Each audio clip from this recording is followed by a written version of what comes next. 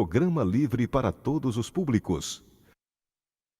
Hoje, a nossa conexão é com um brasileiro que foi policial nos Estados Unidos.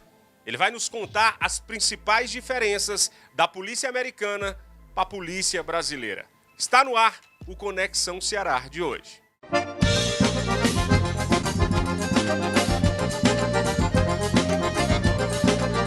Agora o Conexão Ceará, nós vamos bater um papo com ele, que gentilmente cedeu um espaço na sua agenda para conversar com a gente.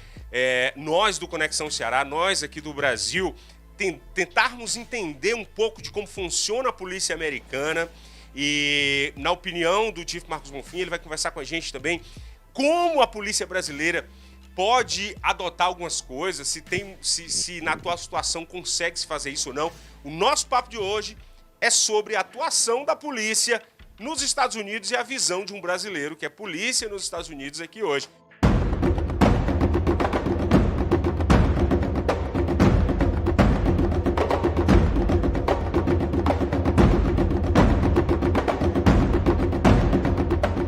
Meu nome é Marcos Bonfim, chefe de polícia da King Special Police aqui em Carolina do Norte, Estados Unidos da América.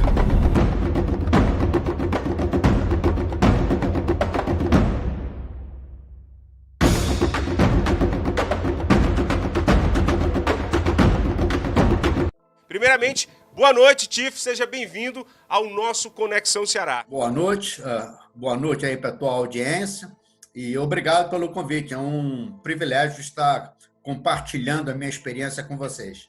Olha, a gente que fica feliz. Eu sempre digo que hoje em dia você compartilhar a experiência é muito melhor do que compartilhar ou dar dinheiro, porque na experiência você consegue passar coisas que você viveu para pessoas que ainda não viveram e não sabem como funciona. Primeiramente, gente, chief em inglês significa chefe de polícia. É como se fosse um tratamento, é como se fosse major, como se fosse coronel. Então, é o chief, a gente vai tratá-lo assim na nossa entrevista toda, durante a nossa entrevista aqui.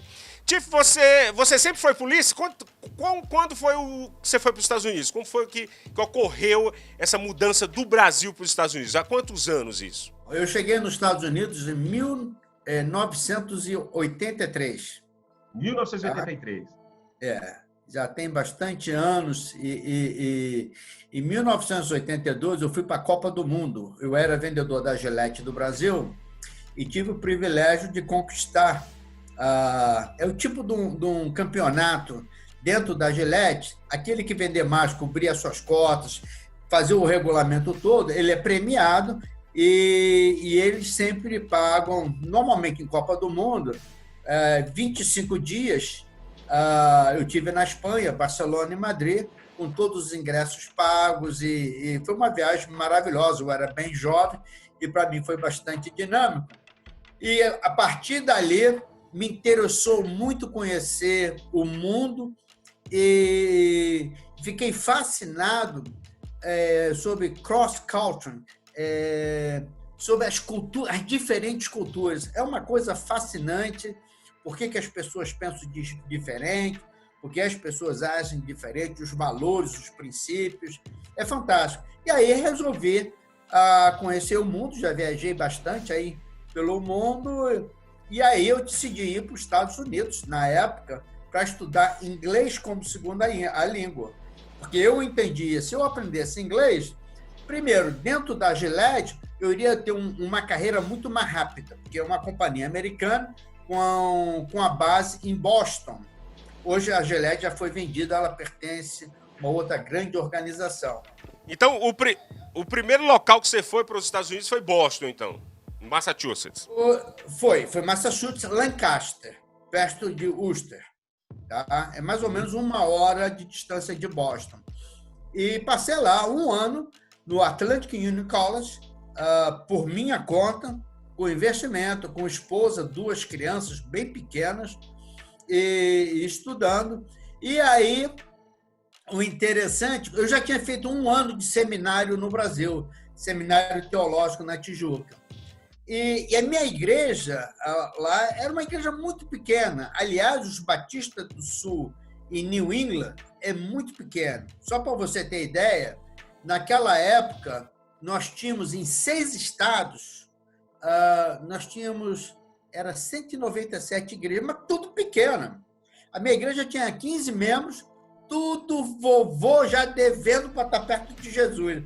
E nós éramos únicos jovens. E eles ficaram apaixonadíssimos por nós.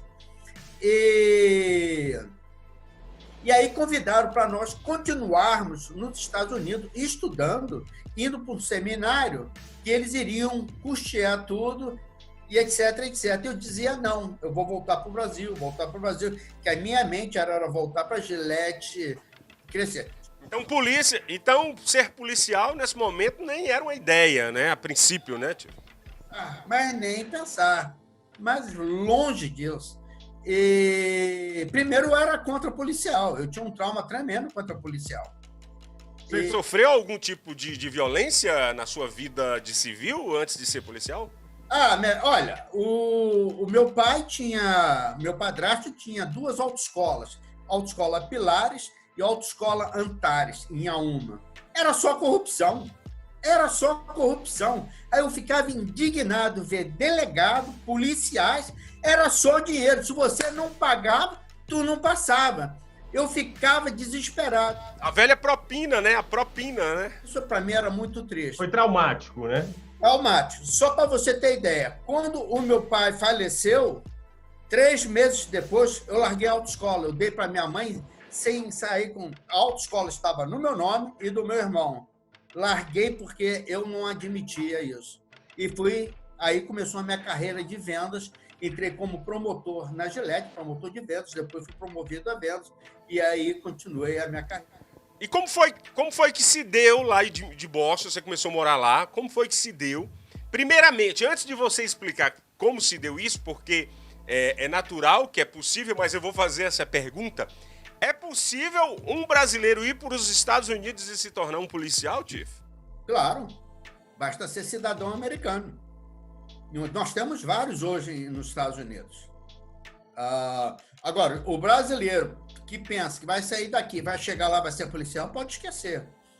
Ele tem que estar legalizado, tem que entender bem o inglês, tem que escrever de uma maneira que ele possa apresentar um repórter.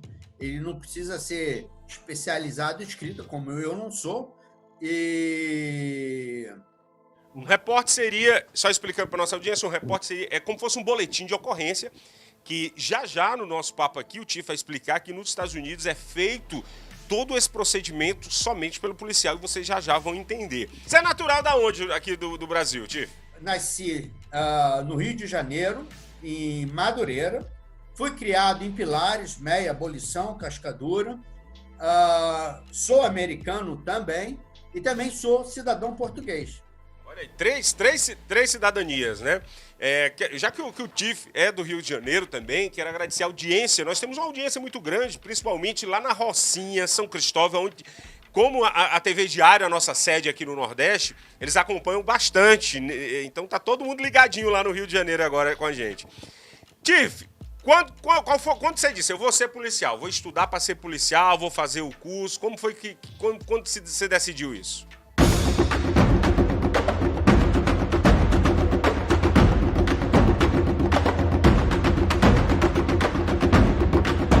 Foi muito tempo atrás em que eu estava em Charlotte, eu era missionário em Charlotte.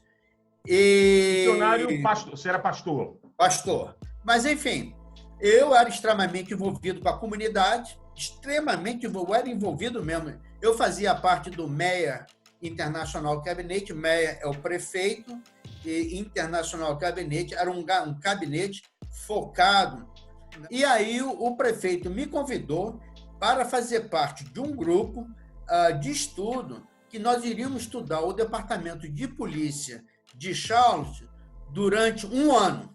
Nós nos iríamos encontrar 2 vezes durante um mês e dar sugestões para o Departamento de Polícia para que eles pudessem fazer a mudança e ouvir a comunidade. Quando eu fui, eu falei, eu vou porque... Cara, a polícia não vai ouvir nada. Não...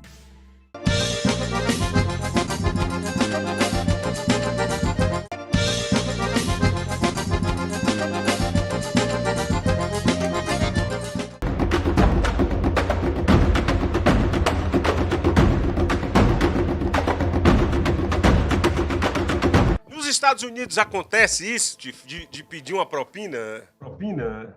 Não. Existem casos de corrupção, existe. E dura muito pouco. Inclusive, eu posso te contar uma de um State Trooper de Carolina do Norte, em certa região. A State Trooper, ela equivale no Brasil à Polícia Estadual, as PRFs, né? Polícia Rodoviária Federal. E tem a estadual. Estadual, Aí no Brasil tem federal. Nos Estados Unidos não existe federal, Polícia Rodoviária Federal. Então, seria a estadual. Eles são especializados só em tráfico, trânsito, ponto. E aí, esse policial, sempre quando vinha um hispânico, ele parava esse hispânico, achava coisa negativa, fora da lei, e pegava $100. Como é que ele identificava isso, Chief? Como é que... Você coloca a placa, vê se a carteira está suspensa, se o carro está faltando alguma coisa, o cara avança um sinal, o cara... É só você ir atrás. Qualquer infração de trânsito já é motivo para ser parado, não é isso? Exatamente. E é facílimo. É só você ir atrás do cara, o cara mudou de faixa sem armar a seta, já é a razão de eu parar. Daí o cara já botou no computador, já identificou o nome da pessoa, etc. Bom, aí ele parava. Muitas das pessoas não estavam legalizadas nos Estados Unidos. E aí ele tomava $100 desse pessoal. Falei, olha, vamos fazer um negócio. Eu não escrevo, porque senão eu vou ter que te levar para a corte, etc. E $100. Teve um que denunciou. Foi o suficiente. Essa é a grandeza dos Estados Unidos. Tem sacanagem nos Estados Unidos? É claro que tem, não resta a menor dúvida. Tem tudo quanto é tipo de corrupção, tem tudo quanto é tipo de crime, mas não deixa pegar. Não dá bobeira, porque se der bobeira, dançou. Não importa quem. O crime existe, a diferença é que a força da lei ela é mais executada. Exatamente. Então, eu paro um juiz, o cara não vai me dar carteirada, não. Porque se der, é pior. Bom, eles colocaram um hispânico do SBI, dirigindo um carro com a placa adulterada. No local onde esse policial trabalhava, viram o dia que ele estava de trabalho, o horário, foi para lá e aí não deu outro. O carro parou, o cara viu que era espanhol, o cara falando em espanhol, que não entendia inglês direito, mas ele era do SBI. E aí o cara pediu $100. Perfeitamente. FBI, o senhor está preso. Nossa. Eu adoro, cara. Eu vibro com isso. Perfeitamente, o senhor está preso. E o cara foi preso, na rua, na hora. O nosso equipamento de trabalho é esse. Pistola, ela está descarregada, ela não está carregada. O magazinho, o carregador está vazio. E a pistola está sem munição. Toda vez que nós fazemos prática, nós não carregamos munições vivas. Tenho 2 magazines, 2 carregadores, cada um 17 munições, então o total vai dar 51 tiros. Tenho o meu taser, lanterna, temos o batom, tá? Que ele é de ferro, nós usamos para grandes, largas massas corporais. E então, na medida que vai se desenvolvendo a atividade, nós vamos usando o equipamento necessário, tá? Então nós vamos fazer a demonstração como é feita a primeira etapa. Então eu estou com o meu carro ligado, nós temos um suspeito na frente num carro, ele avançou o sinal e eu vou fazer a abordagem. E vamos mostrar também algumas técnicas para que vocês possam ter ideia de como nós agimos numa totalidade, tá? Mas antes de parar o suspeito, eu vou no computador. No meu computador me mostra toda a informação do carro, se ele tem porte de arma, se ele carrega arma, se ele tem alguma atividade criminal, se ele já foi preso, enfim, a vida do suspeito vem toda no computador de acordo com a placa. Suponha que o motorista seja uma outra pessoa que não seja o proprietário do carro. Assim que eu fizer a abordagem nele, ele me der a documentação, eu volto para o carro, coloco a informação dele e me dá toda a informação dele individual, tá bom? Então eu estou entrando no carro para fazer essa abordagem. O senhor tem vários vídeos, Chief, na internet, inclusive, tem muitos seguidores, porque eu acredito que foi isso, eu quero até que você me responda, você sentiu a necessidade de mostrar para os brasileiros como funciona a polícia americana, e o Chief fez um canal no YouTube, e nesse canal existe vídeos de vários momentos, de abordagens, como é um carro da polícia dentro. Primeira diferença, vamos aqui para as diferenças da polícia americana para a brasileira. Um dos motivos dessa nossa entrevista, nós vamos chegar lá, é na história da violência, do racismo, mas até lá vamos aqui pela diferença. A abordagem da polícia americana é muito diferente da brasileira, Chief? É porque, primeiro, tem duas coisas que é extremamente importante, que nós somos treinados constantemente, você fazer uma abordagem em que você tem uma certa seguridade, que fala, que você faça uma abordagem que ela seja salva, que você não se exponha a risco. Então, a gente tenta minimizar o risco. O risco sempre vai existir, mas nós procuramos minimizar ao máximo. Só para a gente terminar, para concluir a questão da abordagem, o policial liga a câmera, ele vai até o carro. Todo policial, quando vai a um carro, eu já fui parado algumas vezes nos Estados Unidos por questão de trânsito mesmo, eu ultrapassei um speed limit ali, pouquinho, mas passei, e ele me abordou, já tive essa experiência. Ele não chega na porta do veículo, ele fica meio atrás do veículo, não é isso, Chief? Para conversar ali com o motorista e pede alguns documentos, são 2 documentos básicos que ele pede ali a princípio, não é isso?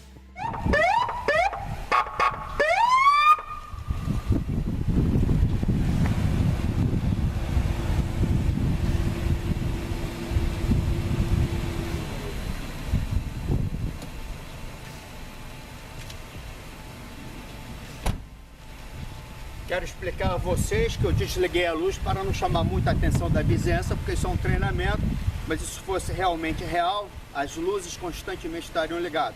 Então vocês vejam, eu saí do carro, fechei a porta, não bati a porta com força para que ele não possa me ouvir. E eu venho andando. Na medida que eu chego no carro, estou procurando ver todos os movimentos. Eu coloco a minha mão na traseira do carro. A razão que eu coloco a minha mão na traseira do carro é para deixar as minhas impressões digitais. Por quê?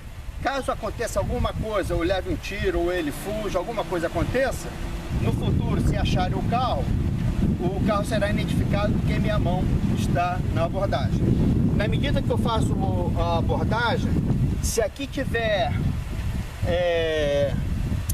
todo coberto com aqueles filmes preto, eu não tenho visão daqui da parte de trás. Eu falo: motorista, senhor, abre o vidro de trás. Aí ele abre o vidro de trás e aí eu tenho a possibilidade de ver se tem alguém atrás, se tem alguém armado, se tem alguma coisa, algum outro suspeito. Então não tem, eu faço aqui, ele abre o vidro aqui da frente.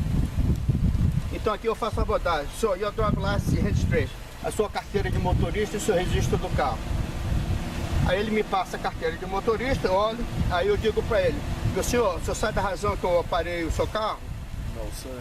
O senhor avançou o sinal, por isso que eu vim atrás do senhor e parei o senhor. Por que nós não ficamos de frente? Porque você que está inclinado, além de você ter a visão da parte de trás do carro, e aí quando eu faço a abordagem, porque se ele pegar a arma, se ele for virar, ele vai ter que virar.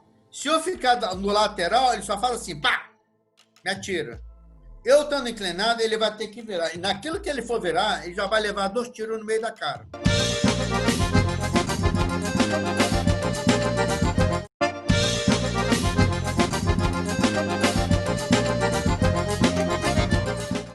Aonde os policiais no Brasil carregam as suas vestes, as suas proteções, veste, como vocês falam aí, é colete, não é isso? E o pior, aí no Brasil, com o calor que se faz, é terrível. Imagina o policial trabalhando durante o dia todo na região norte do Brasil, no Rio de Janeiro, com o calor que faz no Brasil, com essa veste extremamente quente, e pior, com aquela gorra na cabeça o dia todo. Então isso tudo vocês têm que levar em consideração e pensar. Então agora vou me movimentar, vou botar esse target lá para trás.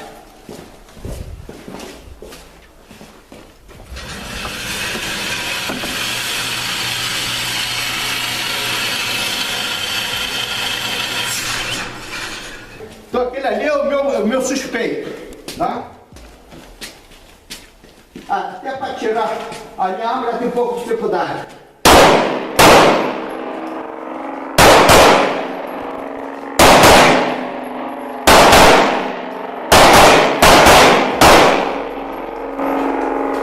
Acabou a munição, tirei, joguei, me defendi, estou aqui. Ó.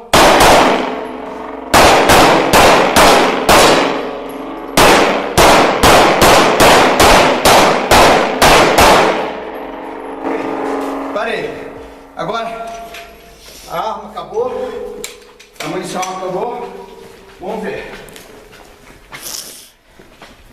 Olha a diferença, meus amigos. Olha a diferença. Eu dei 30 tiros. Foram 30 tiros. Olha a diferença. Não acertei nenhuma no alvo.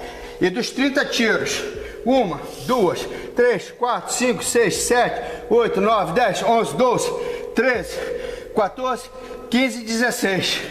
Na verdade, só 14 eu coloquei no pessoal.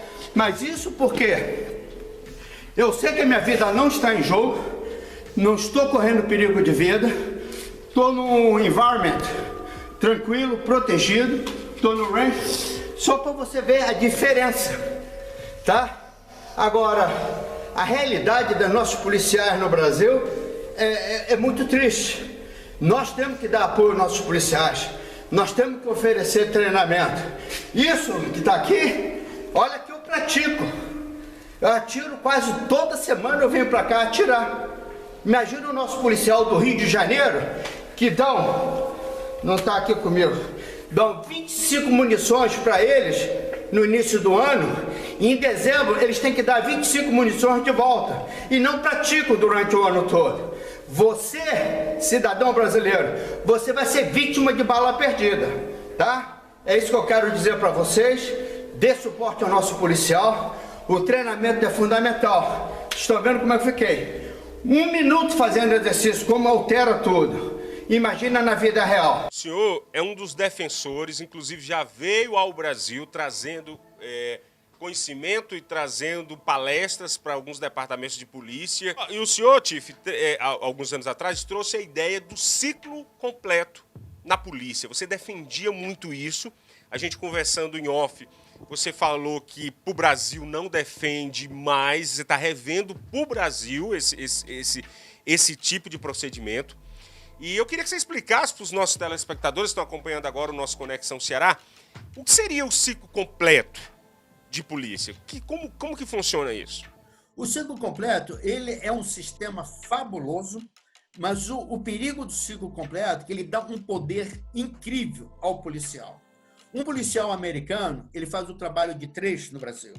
Ele faz o trabalho dele de policial de rua, ele faz o trabalho de escrivão e ele faz o trabalho do delegado, indiciando a pessoa e de imediatamente apresentando ao magistrado. Então, essa é a primeira fase do nosso procedimento de como fazer uma abordagem, e daqui ele vai direto para o presídio.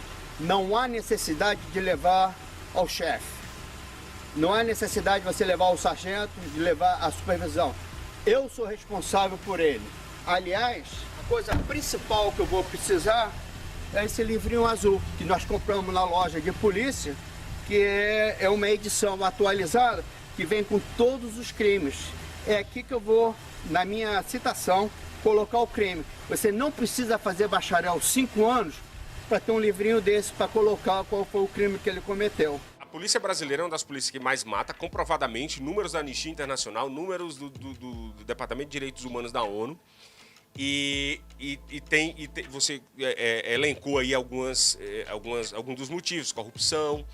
E nos Estados Unidos, Tiff, o que aconteceu, um dos motivos da gente estar batendo esse papo hoje no nosso programa, no nosso Conexão Ceará de hoje, é exatamente por isso, que algumas semanas atrás, um homem negro foi morto brutalmente e na frente das câmeras. Eu acho que isso Isso foi terrível. E despertou, foi o gatilho, foi o pontapé ali para vários protestos nos Estados Unidos, protestos inclusivos, que acabaram gerando violência nas ruas também, como esse de Atlanta que você vai nos contar agora. Eu tenho 2 perguntas para a gente continuar. Você já prendeu negros no seu trabalho, Tiff? Já chegou a prender pessoas negras? Já. E teve um caso muito especial aqui na corte, virou um show. Foi em Carolina do Sul, quando eu era policial na cidade de Pageland. Eu parei o meu carro, era noite, eu parei o meu carro entre outros carros, onde tinha uma agência de automóvel. Tá? E ali o parado, nós tínhamos uma parada obrigatória em que muitas das pessoas não paravam o carro, passava direto na parada obrigatória. E aí, passava direto, eu já ia atrás, acionava a luz, dava a multa. Aí tive essa senhora, meu amigo, ela, quando eu parei, eu fiz a volta, ela já cruzou o braço. Por que o senhor me parou? Mas gritando. Eu falei, minha senhora, a sua carteira de habilitação e o registro. Eu quero saber por que você me parou. Quando pela 3ª ou 4ª vez, aí eu já engrossei a voz. Minha senhora, drive license e your registration. Aí a mãe dela, dá logo esse negócio para ele. Aí ela me deu. Eu falei, eu lhe parei porque a senhora não parou na parada obrigatória. Meu amigo, a mulher fez um escândalo. Gritar, eu parei, né? Minha senhora, não parou. Eu estava ali, observando, não parou. Minha senhora, eu não vou argumentar com a senhora. Eu vou no meu carro, vou marcar a data da corte e a senhora terá todo o direito. Eu nunca bati boca com nenhum suspeito. Nunca. A gente discute em corte. Porque você só perde.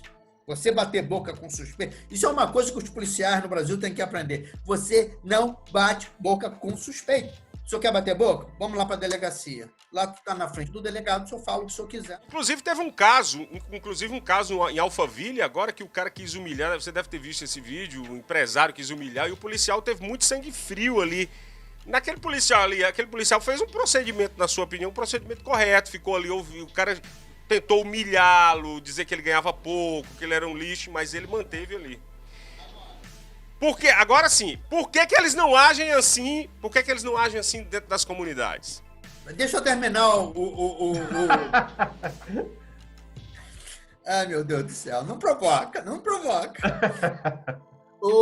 Mas deixa eu terminar para você entender. E aí, eu voltei para o meu carro, ela começou a gritar, eu voltei para o meu carro com a documentação dela, fiz a multa e retornei. A senhora quer que eu explique aqui a multa, o dia que a senhora... Eu não quero merda nenhuma! E falando palavrão, xingando. A senhora não quer a multa? Aí eu larguei no chão. Tá tudo gravado. A gente larga. Eu não vou bater boca e nem vou jogar a multa no carro dela. Tá aqui a multa. Bom, larguei no chão, fui pro meu carro e fui embora. Eu olho pelo retrovisor, ela abre a porta e pega a multa. Bom, no dia da corte, nós estamos lá em corte, e aí eu apresento os meus casos. Aí o juiz chama ela e diz, a senhora quer falar alguma coisa? Quero sim! O que a senhora quer falar? Esse policial, é a segunda multa que ele me persegue. Ele não gosta de negro. É um cara que discrimina. Na minha cabeça, cara, não estava batendo. Aí o juiz, tá, muito bom, pode voltar a sentar. Tem testemunha? Até a minha mãe estava, perfeitamente. Minha senhora, por favor, a senhora quer contar o que a senhora viu para a mãe dela? Esse policial segue a minha filha há muito tempo. Ele deu uma multa na minha filha? Não, o juiz Vieira, eu quero que a senhora... Como é que a senhora viu? Não, ele estava 8 carros atrás da gente. Ela parou no parado obrigatório, era o outro carro. O juiz olhou, 8 carros atrás da senhora. Como é que a senhora viu? A senhora tinha retrovisor do seu lado, do passageiro? Como é que a senhora sabia que ele era o 8º carro que estava atrás da senhora? Aí já matou tudo, né? A senhora saiu do carro para ver quem era o policial? Como é que a senhora sabia que o policial estava atrás da sua filha com 8 carros? Aí a mulher se embanana. Aí a motorista que eu dei a multa, ela levanta, eu vou ter que pagar essa multa? E o juiz, vai. Então o senhor pode prender 30 dias, pode levá-la. Cara, 30 dias de cadeia por causa de uma parada obrigatória, cara. Aí todo mundo na corte ficou olhando assim, cara... Sem entender, né? Não tem. E aí levaram em cana. Aí eu continuei depois com outros casos meus, mas foi mais... Mas tem racismo dentro da polícia americana? Tem racismo? Claro que tem. Preconceito. Eu sofri racismo. Eu sofri muito racismo dentro da polícia. Porque, embora me considere branco, não nos Estados Unidos. Nos Estados Unidos eu sou hispânico, não sou branco.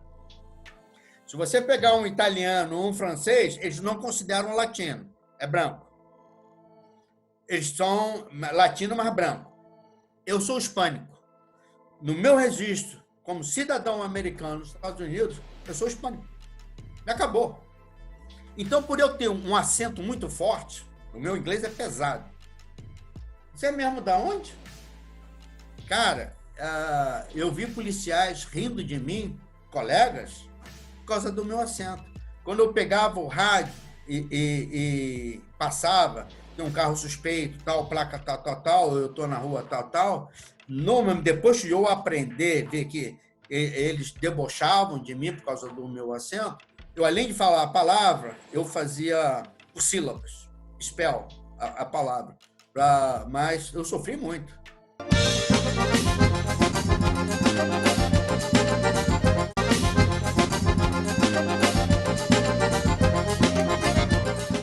Antigamente, nós fazíamos uma abordagem diferente. Normalmente, nós fazíamos a pessoa colocar as mãos no carro, né?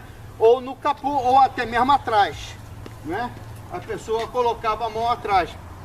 Isso vai nos prejudicar muito. Por quê?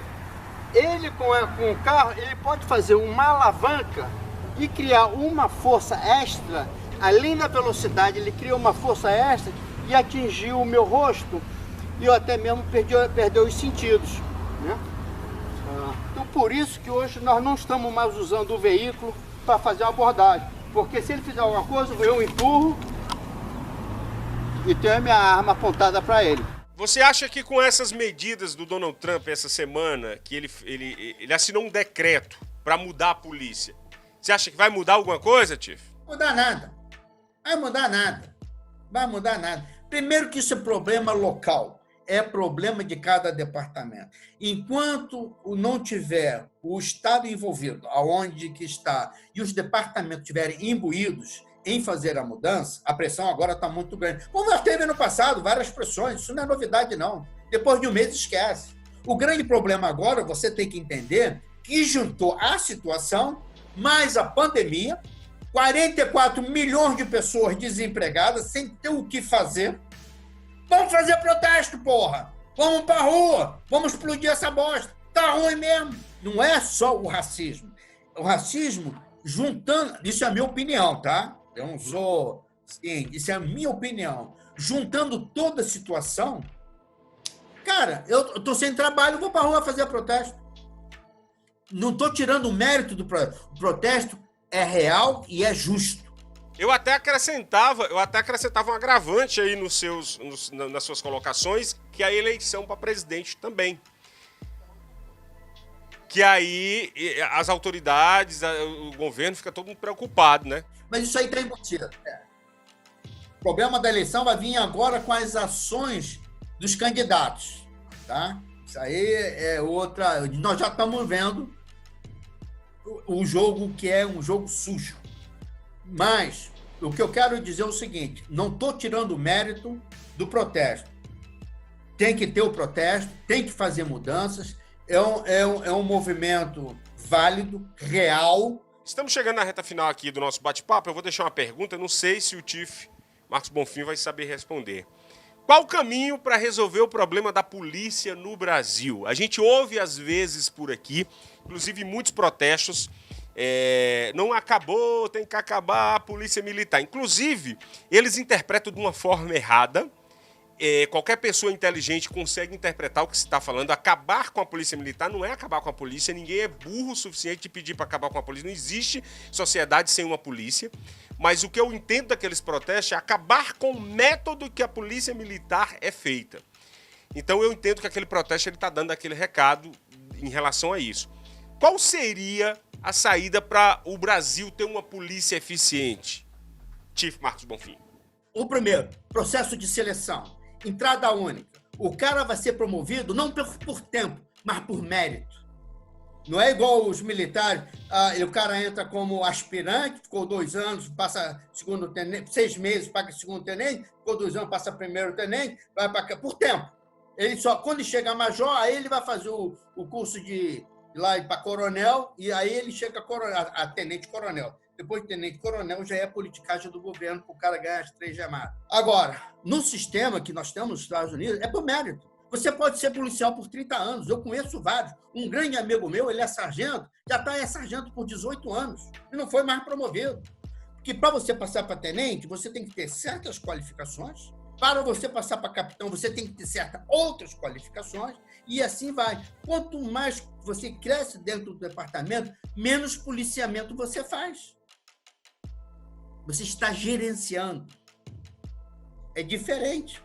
O cara é coronel, é o função do coronel. Gerenciar todo o batalhão. O coronel sai na rua para subir morro, para na rua para dar multa com barraca de camelô? Claro que não. Então, o nível, o treinamento é totalmente... Então, isso tem que acontecer para entrada única e o cara crescer gradativamente por meritocracia, não é assim que se fala? E ele vai conquistando quando abre vaga. Nos Estados Unidos, você entrou como policial, vamos falar de Charles. Durante os 3 primeiros anos, você vai chutar lata, você está na rua. Porque o departamento entende que para você chegar lá em cima, você tem que entender o contexto da rua.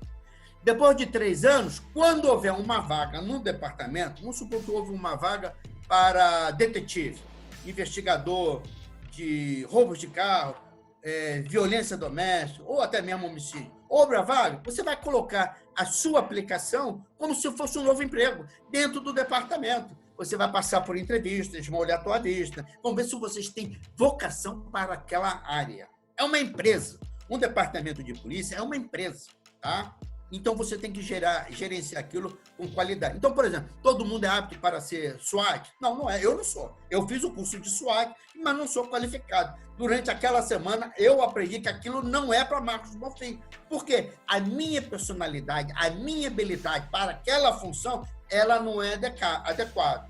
Agora, se você disser assim, que tal polícia comunitária? Meu amigo, me dá o microfone. Maravilha, maravilha. Chief Marcos Bonfim, nós do Conexão Ceará agradecemos esse bate-papo, nós da TV Diário agradecemos esse bate-papo e espero que as polícias do mundo inteiro melhorem esse atendimento e o proteger e servir seja sempre o lema deles. Muitíssimo obrigado. Que Deus te abençoe e que essas mudanças possam acontecer no Brasil. Que Deus abençoe o Brasil. Vamos fazer a diferença no nosso país e a diferença começa em nós. Vamos mudar o nosso país. Que Deus abençoe vocês.